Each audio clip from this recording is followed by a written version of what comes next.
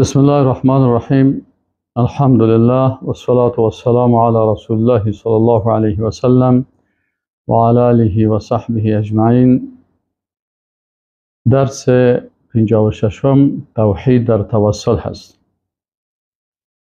بسم الله الرحمن الرحیم. دوستای عزیز، خواهران گرانقدر، برادران عزیز، درباره توسل زیاد سوالا از دوستا آمده بود و تقریبا زیاد سوال هم در این راستا میکردن.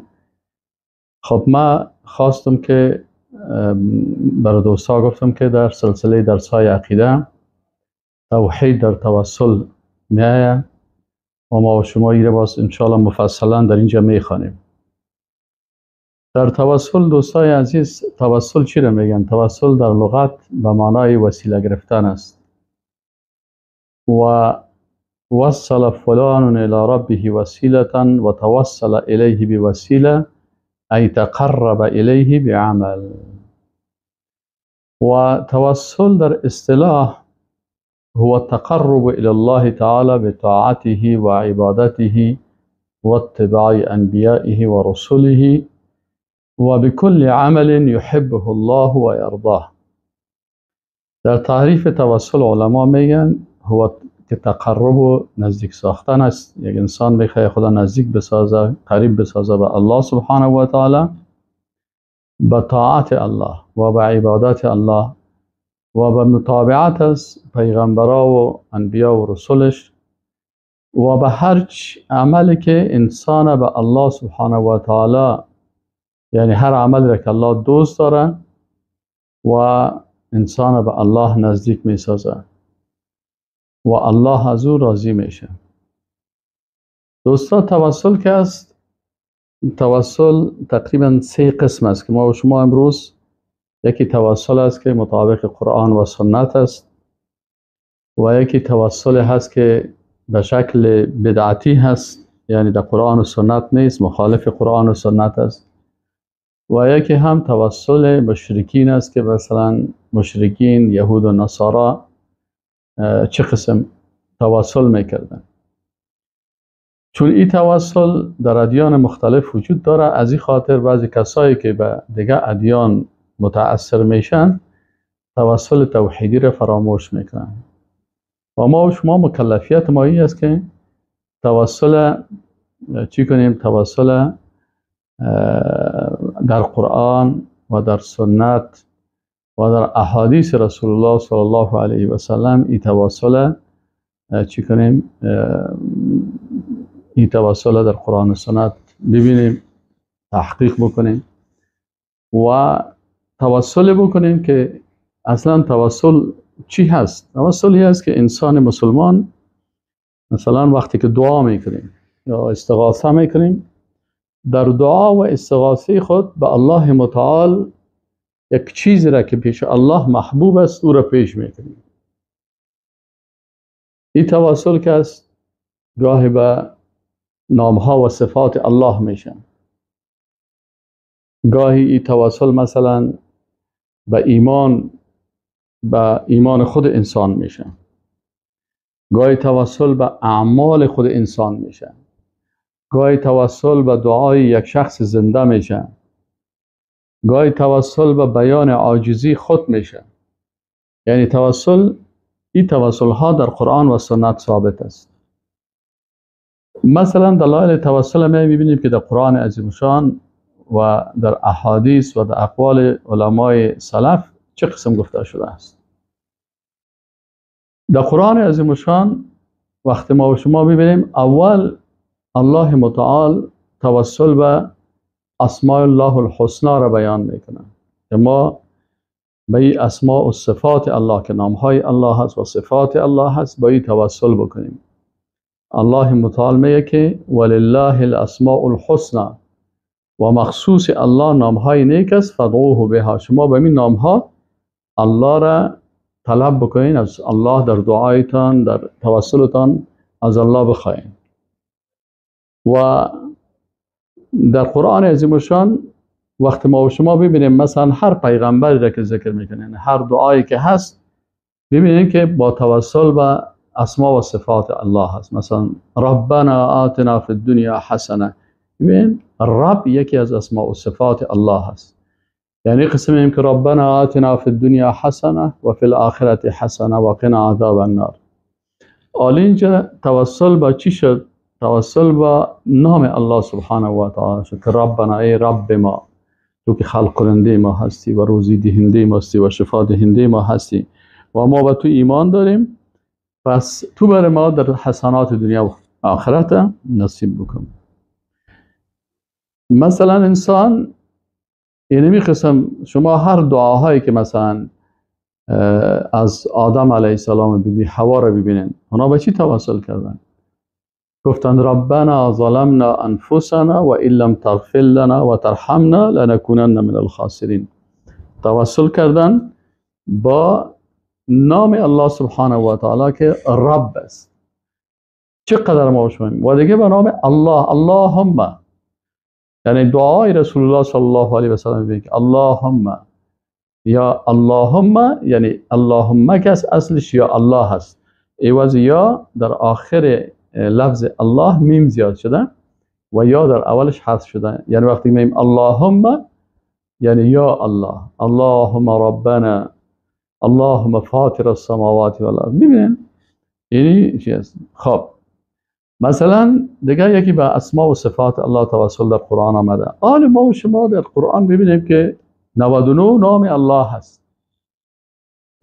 در چند نام الله ما و شما به الله توسل کردیم. یا الله تو رحمان هستی، یا الله تو رحیم هستی، یا الله تو رحم بکو بالای، یا الله تو غفور هستی، بالای ما مغفرت بکو. این می توسل هستی به نام الله. یا الله تو ستیر هستی، ستر کننده هستی، یا الله عیبای مرا ستر بکو. یا الله تو رزاق هستی، تو رازق هستی، یا الله تو بر من رزق نصیب بکو، یا الله تو حفیظ هستی، یا الله تو مرا حفظ بکو از بلاهای دنیوی و اخروی. این علی کلش توسل با چی میشه؟ با نامهای الله سبحانه و تعالی و صفات الله میشه. دیگه در قرآن عظیم شان توسل با ایمان خود آمده هست که الله متعال میگه که الذین، یعنی صفت مؤمنان را میگن که مؤمنای واقعی کی هستن؟ یقولون میگن ربنا، ای رب ما. که اول توسل به نام الله شد، باز به ایمان خود انسان توسل میگیم ربنا اننا آمنا، ای رب ما ایمان آوردیم.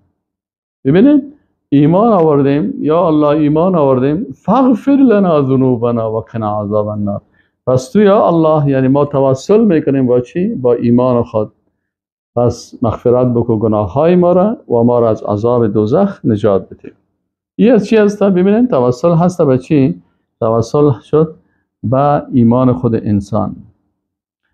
در اینجا علما چی میگن؟ میگه فهؤلاء الصالحون، میگه این آیت قرآن درباره اشخاص صالحی که ذکر شده هست، میگه این اشخاص صالح توسلوا الی ربهم جل و علا به ایمانهم، میگه یا توسل کردن به الله سبحانه و تعالی به ایمانشان. خب همین قسم مثلا یک کسی توسل میکنه، سوم قسم توسل میکنی به کتاب آسمانی و پیغمبر الهی.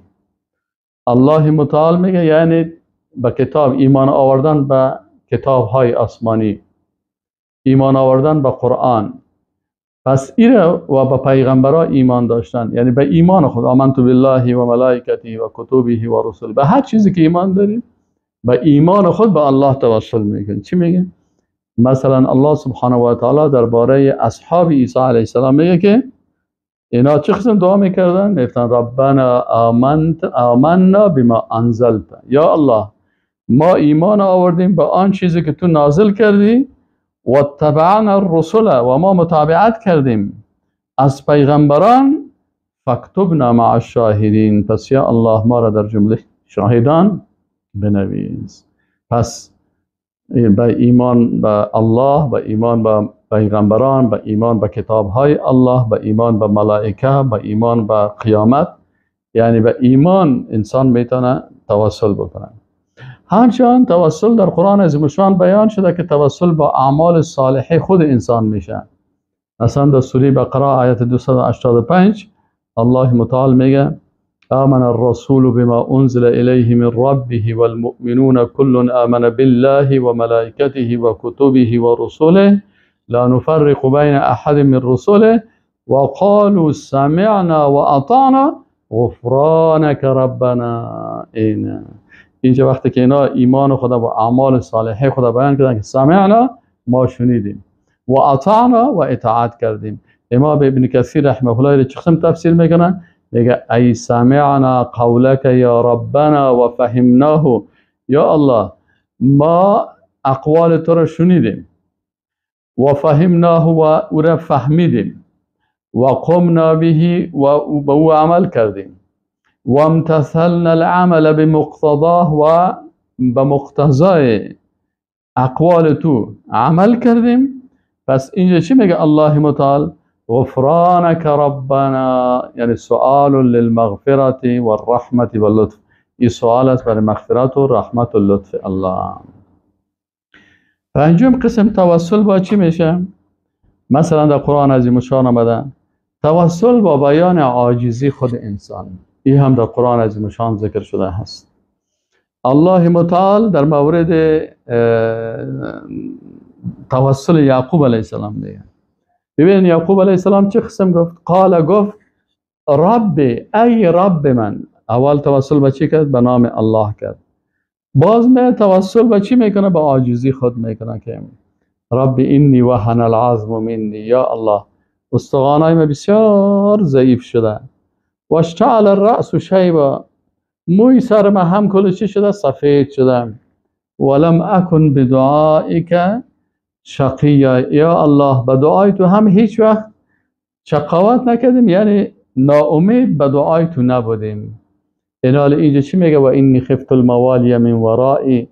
ما کسایی که بعد از ما میراث خورا میایه اینا را از امی باقی مانده های خود از قوم خود میترسم که اینا امو اطاعت و دین و ایمان و عقیده توحید درست ترک نکنن.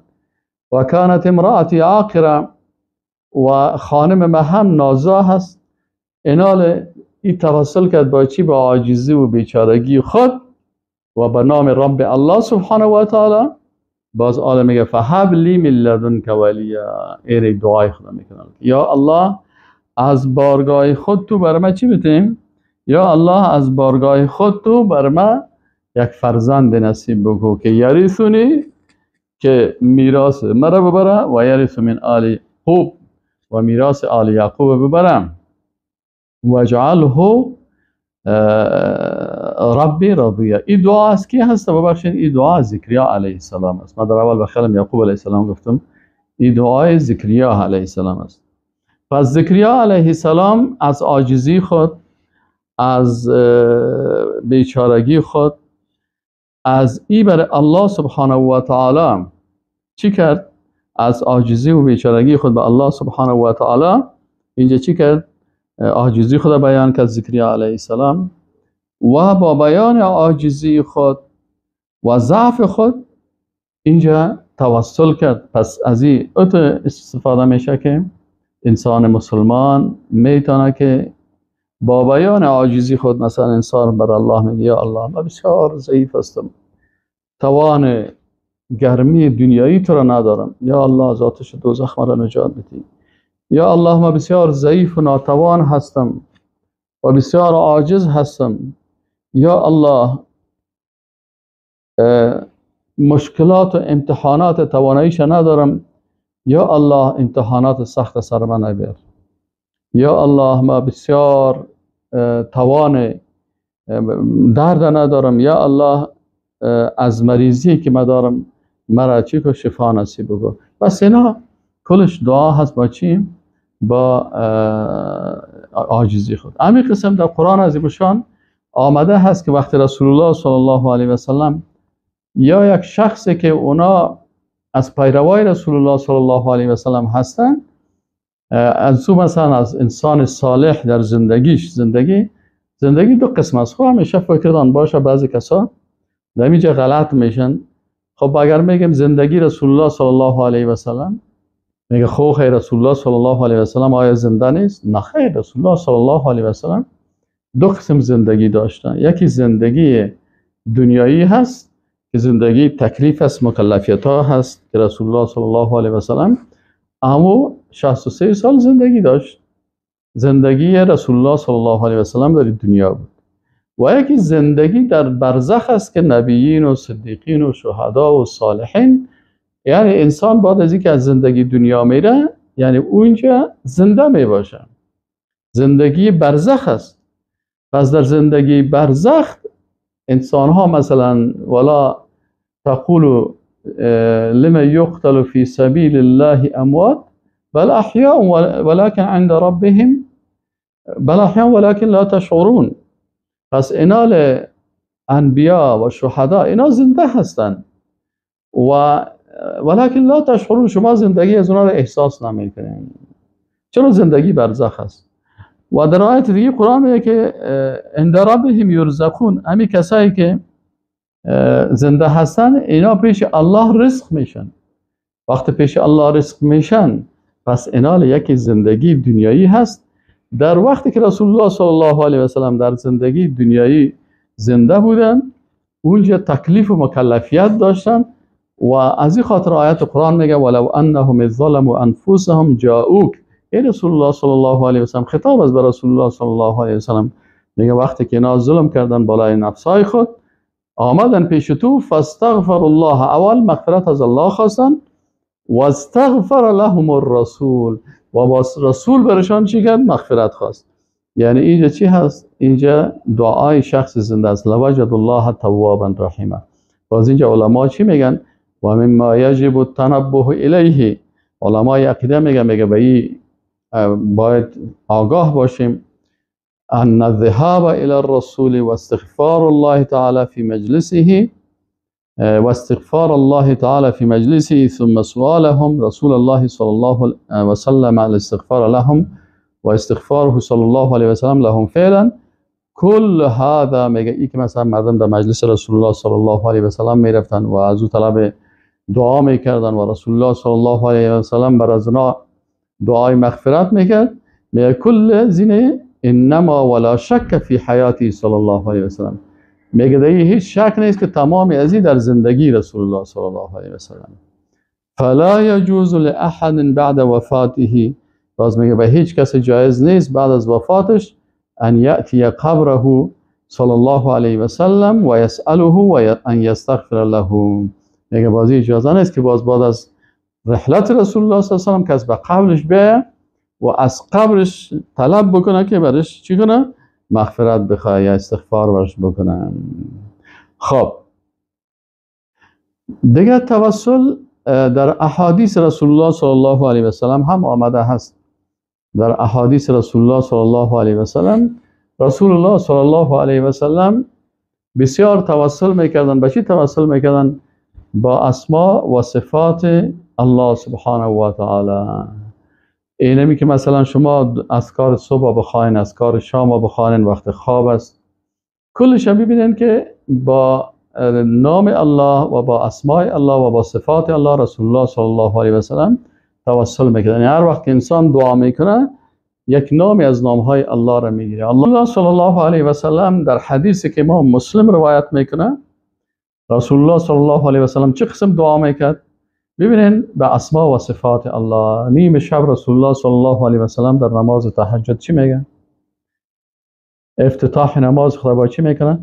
اللهم یا الله. پس توسل با نام الله که الله هست. اللهم یعنی میم به عوض یا ذکر شده، اصل چی است؟ یا الله، یا حذف شده آخرش میم آورده شده است. یا الله، ای ذاتی که تو رب جبرائیل و میکائیل و اسرافیل، یا الله که تو رب جبرائیل و میکائیل و اسرافیل علیه السلام، این ملائکه بزرگ هستند، تو رب از اینا هستی، خلق کننده از اینا هستی. فاطر السماوات والارض، یا الله تو ذات هستی که صفت خلق کردن آسمان ها و زمین داره، یعنی خلق کننده آسمان ها و زمین هستی. دیگه صفت الله را میگه که عالم الغیب و شهاده، یا الله تو ذاتی که عالم غیب و آشکار هستی. انت تحکم بین عبادک فیما کانوا فیه یختلفون، یا الله تو ذاتی هستی که حکم میکنی در بین بنده هایت وقتی که او اختلاف میکنن. آل رسول الله صلی الله علیه و سلم دعای خدا پیش میکنه. توسل با چی کرد؟ توسل با الله رب جبرائیل و میکائیل و اسرافیل. رب جبرائیل به جبرائیل اسرافیل اسماعیل نکرد، نه، به ربشان. رب جبرائیل و میکائیل و اسرافیل فاطر السماوات والارض، دیگه صفت الله. عالم الغیب و شهاده، دیگه صفت الله. انت تحکم بین عبادک فیما کانوا فیه یختلفون، دیگه صفت الله. اینا دعای خدا پیش میکنه، چی میگه؟ اهدینی لما اختلف فیه من الحق باذنک، یا الله مرا هدایت کو در آن چیزی که مردم اختلاف میکنن، مرا به حق هدایت بکو. هدایت بکو به چی؟ به حق. باذنک، به امر خودت. انک تهدی من تشاء الی صراط مستقیم. ای توسل رسول الله صلی الله علیه و سلم. رسول الله صلی الله علیه و به جبریل و میکائیل اسرافیل نکرد، رب جبرائیل، یعنی به رب جبرائیل توسل کرد.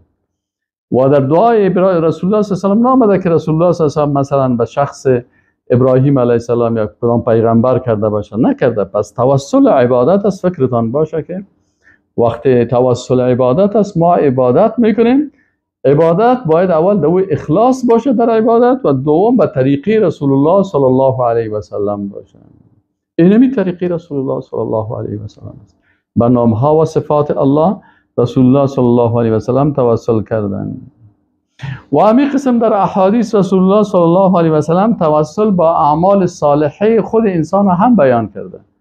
انسان اعمال نیک خود، ایمان خود و اعمال خود پیش میکنن. مثلا در حدیث امام بخاری و مسلم روایت میکنن که 3 نفر از عبدالله ابن ابی عبدالرحمن، عبدالله ابن عمر ابن الخطاب رضی الله عنهم، میگه اینا فرمودن که سمعت رسول الله صلی الله علیه و سلم، میگه ما از رسول الله صلی الله علیه و سلم شنیدم که انطلق ثلاثه، میگه 3 نفر رفتن از امتهای قبلی، میگه یا رفتن در یک جای، در یک غار کوه اینا جای گرفتن.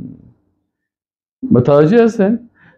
میگه همیشه وقتی که اینا در این غار رفتن، این سنگ لول خورد. سنگ که لول خورد از کوه دیگه، فسدت علیهم الغار، میگه امی سوراخ بند کرد. یا بیچاره رفتن در غار که از باران بود یا طوفان بود، از هر چیز رفتن در یک غار پناه بردن. اونجا که در غار بیان که از بالا سنگ لول میخورد، دانمی غار بسته پت میکنن. حالا هرچی تیله میکنن و زور میزنن، سنگ کلان است دیگه. این وقتی که صاحب سنگ کلان است، زورشان نمیرسه. 3 نفر هر قدر تیله میکنه واسشان نمیرسه. فقالو، اینا گفتن که دیگه حال خود در غار بند ماندیم دیگه، اینجا که بانیم دیگه بالاخره از گشنگی و تشنگی و از کل چیز میمریم دیگه. گفتن انه لا ینجیکم من الصخره، گفت شما را از این سنگ نجات نمیده الا ان تدعوا الله بصالح اعمالکم. این انسان ها موحدین بودن، گفتن بیاین به اعمال صالحه خود به الله چی کنیم؟ توسل بکنیم، دعا بکنیم به صالح اعمالتان.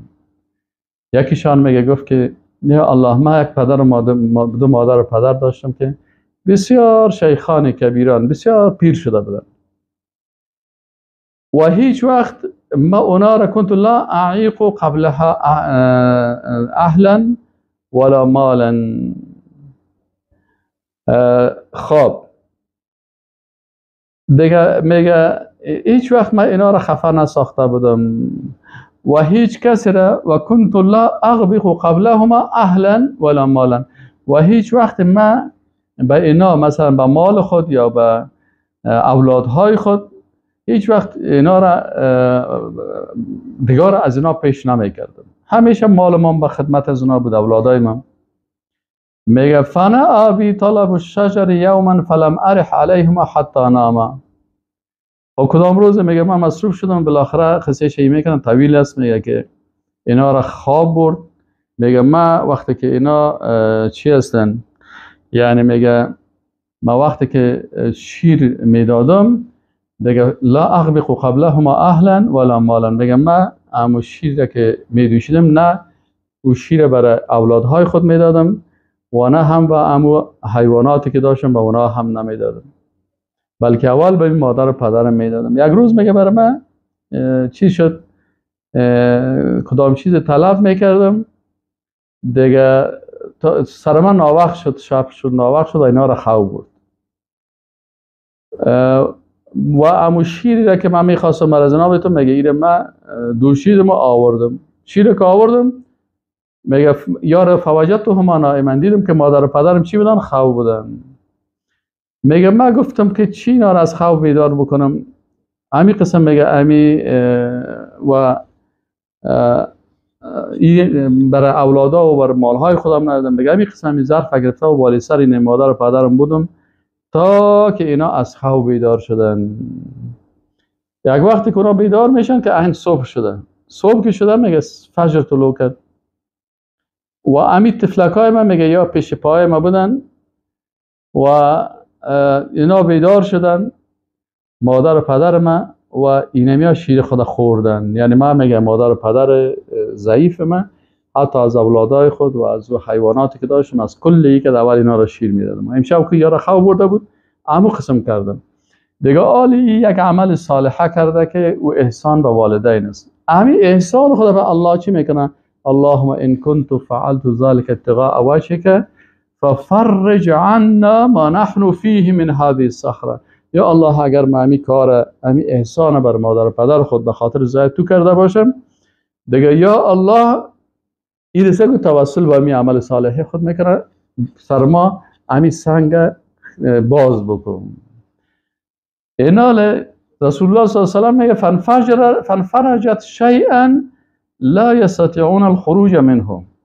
این سنگ خو باز شد، یک کمک باز شد، روشنی داخل شد، خب به این اندازه نیست که اینا براین. قال الاخر، حال دومی از میگه یه هم آمد دعا کرد. میگه یه قصه میکنه که من یک دختر کاکا داشتم، بسیار مورد دوست داشتم و در روایت دیگه میگه که بسیار ما با امروز محبت شدید داشتم، محبتی که مثلا مردها با خانمها می داشته باشن. دیگه من از او تقاضا میکردم و از من امتناع میکرد تا یک وقتی که بر از او یک سال یک مشکلات پیدا شده پیش ما آمد و ما بر از او 120 دینار دادم چون او در مشکل بود تا که بین ما و بین از او اجازه بده. میگه وقتی که من خوب بالای از او قدرت پیدا کردم و وقتی که توانایی را پیدا کردم و چون اینم مال داده بودم، میگه ای برای من چی کرد؟ برای من گفت که از الله بترس، کاری که مخالف شریعت و مخالف دین الله باشه نکنید. بنابراین میگه من از ترس الله سبحانه و تعالی من اینمی عمل زشت زنا نکردم. پس یا الله اینجا باز چی میگن؟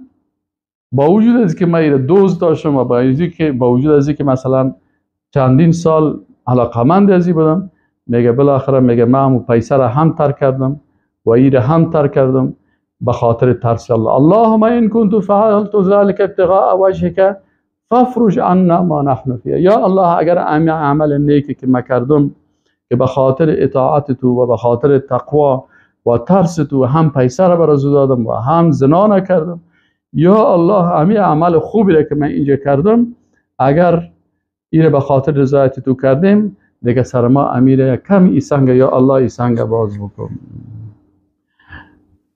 فنفرجت، رسول الله صلی الله علیه و میگه فنفرجت الصخره، باز ای سنگ میگه تکان خورد، یک خالیگاه پیش از اینا آمد، یک خالیگاه پیدا شد.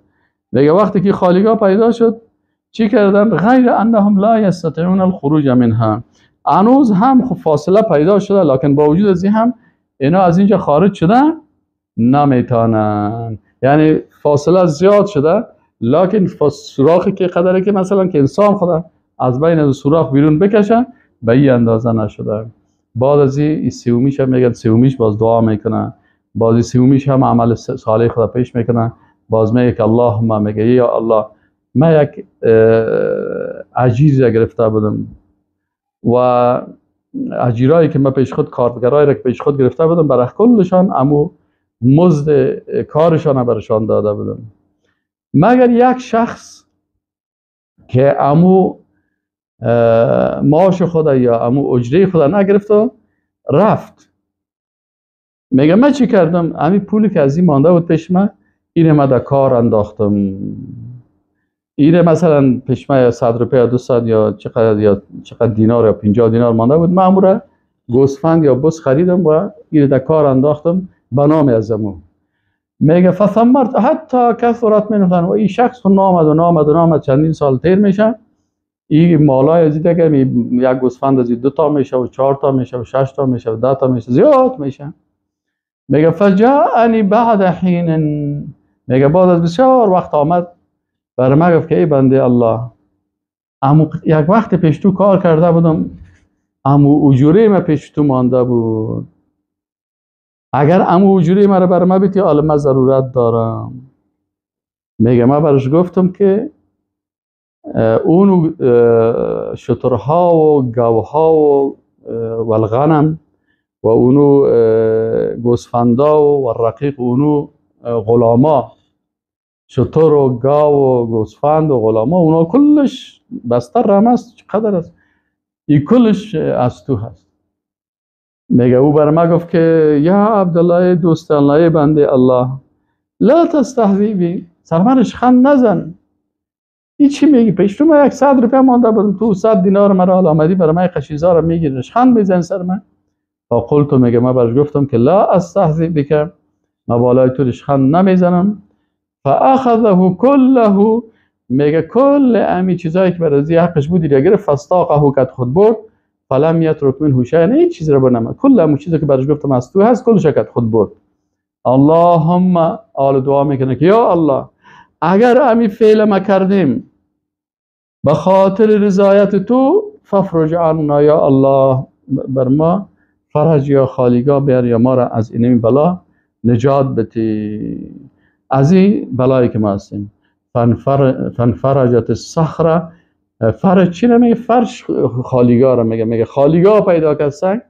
در دعای اول کمک شده بود، در دعای دومی کم دیگه شد، در دعای دیگه زیاد شد، بالاخره میگه فخرجوا یمشون. رسول الله صلی الله علیه و سلم میگه که اینا خارج شدن و رفتن. این توسل به چی بود؟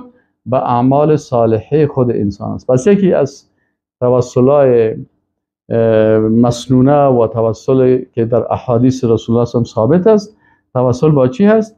توسل با اعمال نیک خود انسان است که انسان در وقت سختی ها و مشکلات میگه یا الله ما این کارا کردیم، یکی از اعمال صالحه خود بر الله پیش میکنه که یا الله اگر این عمل صالح ما قبول شده باشه، همین مشکل ما رفع بکن. دیگه در احادیث همین قسم توسل آمده هست به دعای شخص زنده، به مردن آمده، به شخص زنده آمده هست. ببینن انس رضی الله تعالی عنه میگه که یک شخص داخل مسجد شد، حدیث صحیح البخاری هست، میگه داخل مسجد شد و النبی قائم یخطب، میگه رسول الله صلی الله علیه و آله استاد خطبه میگه، فسأله الدعاء بالغیث تکرر کثیرا، میگه این از رسول الله صلی الله علیه و تقاضا کرد که رسول الله صلی الله علیه و دعا بگو که باران شود. دیگه اینی حدیث هم این صحابی است که پرسان کرد از رسول الله صلی الله علیه و سلم چی کرد؟ طلب دعا کرد. همین قسم مثلا در حدیث دیگه میگه که یک شخص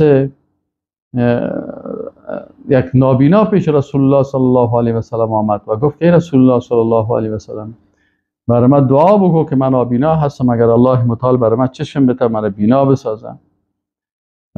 راوی میگه که رسول الله صلی الله علیه و سلم برش گفت که اگر میخوای برای دعا میکنم، اگر میخوای صبر کنی صبر برات بهتر است. میگه نابینا گفت که رسول الله صلی الله علیه و سلم برام دعا بکن، دعا بکن. یعنی رسول الله صلی الله علیه و سلم زنده هست و صحابی از پیش از این طلب دعا میکنن. همین قسم بر ما و شما دین آمده و وقتی که رسول الله صلی الله علیه و سلم برش میگه که وضو بکن، برای شخص میگه برو وضو بگی و وضوش خوب انجام میده و برش میگه که دعا رو بگو یا الله من از تو سوال میکنم و به تو توجه میکنم با دعای پیغمبرت رسول الله صلی الله علیه و سلم، یعنی من یعنی چی کردم؟ یه توسل میکنم با دعای رسول الله صلی الله علیه و سلم که امی با دعا در این مشکل به پروردگارم رو میآورم تا او را حل بکنیم. یا الله شفاعت او را در حق من یا دعای او را در حق من قبول بکن. اینالین علما میگه ببینید در اینجا شخص از رسول الله صلی الله علیه و سلم طلب دعا کرد، پس این دلالت میکنه که یک مسلمان زنده که باشه، چی شخص رسول الله صلی الله علیه و زنده باشه، صحابه زنده باشن، تابعین باشن و یا دیگه مسلمان های مؤمنین و موحدین زنده باشه، انسان میتونه از او طلب بکنه که برای من دعا بکن تا که دعای از او در حق من قبول شد. از مادر و پدر خود انسان دعا میکنه، مادر جان برای من دعا بکن، پدر تو برای من دعا بکن. دعای مادر و پدر بر انسان بسیار قبول میشه، پس طلب دعا میکنه. این رسول الله صلی الله علیه و سلم برای گفت که اگر خاصی صبر بکن، اگر خاصی من برای دعا میکنم. و سوم نقطه ای است که برش گفت که تو برو خودت وضو بگیر و دعا بکن، تو هم به خاطر از اینکه دعا کننده وقت قبول میشه که خود انسان هم اعمال صالح و ایمان داشته باشه. چرا وقتی یک نفر در شرک و در کفر مبتلا باشه، باز حتی دعای پیغمبر در حق از او قبول نمیشه. و دیگه ای است که مثلا امی خود دعای پیغمبر کس میگن این دعای رسول الله هم یکی از معجزات پیغمبر صلی الله علیه و سلم هم بوده است. از این خاطر ایره امام بیهقی در دلایل النبوت ایره ذکر کرده. این حدیث به توسل مشروع به دعای اشخاص زنده دلالت میکنه. شیخ رفاعی و صالح ابن حسین جعفری چی میگن؟ میگه این حدیث بعضی از مردم میگه برای جواز دعا با جاه و مقام. بعضی کسا با جاه پیغمبر و مقام پیغمبر توسل بدعتی میگن که به جاه پیغمبر و مقام پیغمبر یک کسی مثلا توسل میکنه، چون در احادیث ثابت نیست. بعضی این حدیث سند میگیرن. و این دو عالم چی میگن؟ این علما چی میگن؟ میگه بعضی اشخاص هم این حدیث نابینا را با جا و مقام رسول الله صلی الله علیه و سلم و بقیه صالحین یا توسل به ذات استدلال میکنن، یعنی به ذات یا به شخص ذات پیغمبر یا شخص یک صالح یا ولی به این دلیل میگن. در آن حجت و دلیل برای این مدعایشان نیست. میگه دلیل برای زنان نیست، بلکه دلیل به قسم سوم توسل و آن توسل مشروع است که به دعای شخص صالح میشه. دعای شخص صالح و دعای شخص صالح، اما به ذات کسی و یا به جاه کسی یا به مقام کسی یا قسم به نام از او یا به یک فوت شدگی نه، به این دلالت نمیکنه. خب عالمین در اقوال علمای اسلام و در اقوال سلف صالح، در اقوال علما و در احادیث، یکی احادیث صحیحه هست که ثابت است و اقوالی که از علمای اسلام صحیح و ثابت است. یکی است که بعضیا احادیث ضعیف و موضوعی و ساختگی اونا را گرفتن و علما و احادیث را رد کردن. اینال در مسائل عقیده باید احادیث صحیحه باشه و از او استدلال شود و روایات هم کس باید روایات صحیحه باشه. اینال روایات صحیحه چی است؟ مثلا عمل عمر رضی الله عنه در وقتی که عمر رضی الله عنه سلف صالح ما و شماست و خلیفه مسلمان ها بود. این حال عمر رضی الله عنه چی میکنه؟ در وقتی از اینا بسیار چی میشه؟ خشکسالی میشه، باران نمیشه. آل عمر رضی الله عنه تصور بکنین که عمر رضی الله عنه در جایی که در مدینه منوره قرار داره، اونجا قبر رسول الله صلی الله علیه و سلم است و او طرف دیگر که از خانه عباس رضی الله عنه است. عمر رضی الله عنه کس روان میکنه برو عباس رضی الله عنه رو دعوت بکن که بیاید و او دعا بکنه و ما آمین بگوییم. خب اینجا وقتی که عمر رضی الله عنه به الله میگه که اللهم انا كنا نتوسل الیک بنبینا، یا الله ما یک وقت توسل میکردیم با دعای پیغمبر ما، یعنی رسول الله صلی الله علیه و آله میگفتیم برای ما دعا بکن، دعا میکرد. فتسقینا، یا الله واسه باران نازل میکردی. و انا نتوسل الیک بعم نبینا، آل ما توسل میکنیم با دعای کاکای پیغمبر خدا عباس که بیایه چی میکنه؟ خود دعا میکنه. فسقنا فیسقون، پس تو یا الله بر ما آب نازل بکن. آل مثلا در فتح الباری شرح صحیح البخاری اینجا چی میگه؟ میگه زبیر بن بکار اینجا در صفت دعای عباس رضی الله عنه چی کرد؟ اینجا میگه وقتی که عمر رضی الله عنه از عباس رضی الله عنه خواست که دعا بکنه، عباس رضی الله عنه ببینن ذات عباس پیش نکردن، دعایش از گفتن ده دعا کو برای ما. میگه عباس رضی الله عنه چی کرد؟ دعا کرد اللهم انه لم ينزل بلاء الا بذنب، یا الله هیچ مصیبت نمیه مگر به گناه ولم یکشف الا بتوبه، امی بلا دور نمیشه مگر به توبه. وقد توجه القوم بی الیک، و مردم به طرف من رو آوردن به خاطر که ما به سوی تو لمکانی من نبی، که به خاطر که ما امو ارتباطی که با پیغمبر تو دارم. و هذه ایدینا الیک بالذنوب، یا الله این دستای ما را ما بلند میکنیم با گناهان. و نواسینا الیک بالتوبه، و پیشانی ما را میگذاریم به توبه. فاسقنا الغیث، یا الله تو بر ما باران نازل بکن. این حال اینجا عباس رضی الله تعالی عنه، آل عمر رضی الله تعالی عنه، یا صحابه عباس ماچ کردن یا پایش ماچ کردن یا رویش ماچ کردن یا گفتن چی است. عباس رضی الله عنه گفتن بیا که تو از آل بیت رسول الله صلی الله علیه و سلم هستی و صحابی گران قدر هستی، پیش الله بسیار با عزت هستی و محبتی تو را ما داریم، تو بر ما دعا بکن مثل که رسول الله صلی الله علیه و سلم دعا میکرد. در حالی که قبر رسول الله صلی الله علیه و سلم چند متری از اینا فاصله داشت، چرا به قبر رسول الله صلی الله علیه و سلم نرفتن؟ به خاطر که رسول الله صلی الله علیه و سلم زندگی تکلیفی دنیایی نداره، زندگی عالم برزخ است. آل دیگه رسول الله صلی الله علیه و سلم برای ما نگفته که بعد از مرگ از ما طلب بکنین یا بخواین یا چیزی نیست. و صحابه دین خوب میفهمیدن. عباس رضی الله تعالی عنه و برای زنا چی میکنن؟ دعا میکنن و این قسم دعا میکنن اللهم انه لم ينزل بلاء الا بذنب ولم يكشف الا بتوبه وقد توجه القوم بي اليك لمكان من نبيك وهذه ايدينا اليك بالذنوب ونواسينا اليك بالتوبه فاسقنا الغيث فارخت السماء مثل الجبال. میگه کوها همت میگه چی کردن؟ میگه همین آسمان همت میگه مثل کوها وارد چی شدن؟ همت حرکت کردن. دیگه میگه صدای دادن که آسمان مثل صدای کوها واره حتی اقصبت الارض و عاش الناس، تا که میگه زمین خوبم تو باران بارید و مردم از این اعاشه شدن. اینال اینجا از چی معلوم میشه که انسان میتونه که از یک عالم خوب، از مادر و پدر خود، از مثلا یک عالم ربانی، اینه میگه برای ما دعا بکن، دعا میکنم.